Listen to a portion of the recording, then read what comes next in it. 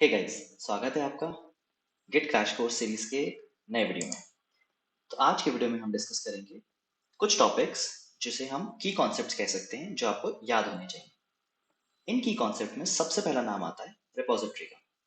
तो रिपोजिटरी या repositories collection होता है किसी भी प्रोजेक्ट की, किसी भी तरह की फाइल्स का। उसमें आपका कोड हो सकता है, उसमें आपकी जेपीईजी फाइल हो सकती है और किसी भी तरह का डेटा हो सकता है। कोई भी वीसीएस या वर्जन कंट्रोल सिस्टम की मदद से हम सारे कोड को या उससे रिलेटेड फाइल्स को एक जगह पर रखते हैं। उसे हम रिपोजिटरी का नाम देते हैं। इसे दो हिस्सों में डिवाइड किया जाता है। पहला है बेयर रिपोजिटरीज। ये वो रिपोजिटरीज होती हैं जिनका इस्तेमाल किया जाता है वो चेंजेस शेयर करने के लिए जिसे डिफरेंट डेवलपर्स ने कमिट किया होता है या बनाया होता है। कोई एक यूजर को चेंज करना या इसमें न्यू वर्जन बनाना अलाउड नहीं होता। दूसरी आती है आपकी नॉन बेयर रिपोजिटरीज। ये काफी यूजर फ्रेंडली रिपोजिटरीज होती हैं और इसमें यूजर को चेंज करना या मॉडिफाई करना अलाउड होता है। जब आप कोई भी रिपोजिटरी क्लोन करते हैं और क्लोन के वक्त कोई पैरामीटर स्पेसिफाई नहीं करते हैं, तो वो by default non bare repository की कैटेगरी में ही आती है। अब हम बात करते हैं कमिट की। तो कमिट होता है एक save change to the repository. आप रिपोजिटरी में कोई भी चेंज करते हैं, उसको कमिट की फॉर्म में किया जाता है। ये एक यूनिक कोड होता है या इसे एक आइडेंटिफायर भी कह सकते हैं, जो SHA-1 में लिखा होता है। चलते हैं नेक्स्ट स्लाइड की तरफ।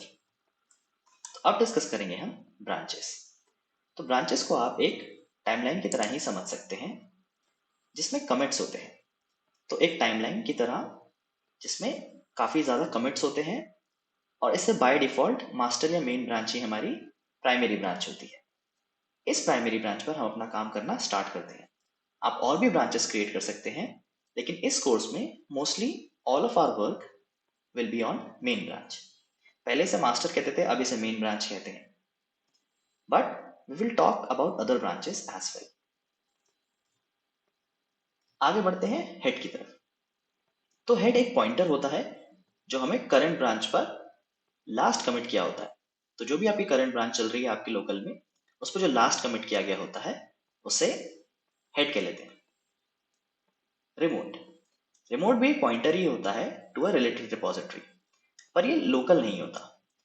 पॉसिबली हमारे नेटवर्क में ही मिलेगा आपको ये। तो इसे और तरीके से समझने के लिए कह सकते हैं कि रिमोट भी एक पॉइंटर की तरह ही समझ लीजिए, हमारी रिपोजिटरी से संबंधित होता है। बस वो लोकल नहीं होता, पर ऐसा पॉसिबल है कि वो हमारे नेटवर्क में ही हो। इसका एग्जाम्पल है बिटबकेट, एज्योर रिपोज, AWS का कोड कमिट, गिटलैब, गिटहब और भी बहुत सारे। तो गिटहब जो है, इसके बारे में हम इस कोर्स में बाद में बात करेंगे। चलिए बढ़ते हैं आगे। अब हम बात करेंगे वर्किंग एरिया की। तो वर्किंग एरिया और staging area of a git repository क्या होता है? तो गिट में वर्किंग ट्री फाइल्स का कलेक्शन होता है जो ओरिजिनेट हुआ है certain versions of the repository से। ये हमें चेंजेस ट्रैक करने में हेल्प करता है किसी भी यूजर के। जब भी कोई कमिट किसी भी यूजर के द्वारा रिपोजिटरी में होता है, तो गिट सिर्फ उस फाइल को देखता है जो फाइल वर्किंग एरिया में प्रेजेंट है, ना कि मॉडिफाइड फाइल्स में। इसका मतलब ये है कि जो भी फाइल्स वर्किंग एरिया में होंगी, उन्हीं को कमिट ऑपरेशन के लिए यूज किया जाएगा। इसी में कुछ स्टेजेस होती हैं जिसके बारे में हम आगे बात करते हैं। तो पहली स्टेज होती है हमारी अनट्रैक्ड। तो इस स्टेज में गिट रेपो ट्रैक नहीं कर सकती फाइल को। इसका मतलब ये है कि फाइल ना तो स्टेज हुई है और ना ही कमिट हुई है।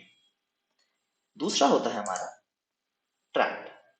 तो ट्रैक में क्या होता है कि अगर गिट रिपोजिटरी ट्रैक कर लेती है फाइल को, तो इसका मतलब ये है कि फाइल कमिट हुई है लेकिन स्टेज नहीं हुई है वर्किंग डायरेक्टरी में। उसके बाद आता है स्टेज्ड। स्टेज में फाइल रेडी होती है कमिट होने के लिए और स्टेजिंग एरिया में ही होती है। वहां वो वेट करती है आपके नेक्स्ट कमिट के लिए। मॉडिफाइड या dirty. When the changes are made to the file, that is, the file is modified but the change is not yet staged.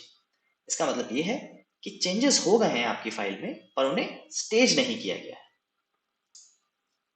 और फिर जब सारे चेंजेस हो जाते हैं वर्किंग एरिया में, तो यूजर वहां अपडेट कर सकता है उन चेंजेस को गिट रिपोजिटरी में, या रिवर्ट भी कर सकता है। इसके साथ बहुत सारी चीजें ऐसी हैं जो हम आगे सीखेंगे। अभी हो सकता है कि आपको कुछ चीज़ें समझ में ना आई हो या फिर आप कंफ्यूज हो गए हो।